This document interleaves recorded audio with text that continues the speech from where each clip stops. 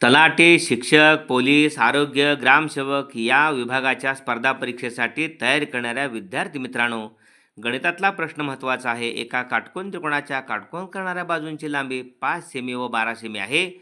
तर त्या त्रिकोणाच्या परिवर्तुळाची त्रिज्या किती? हे पर्याय आहेत.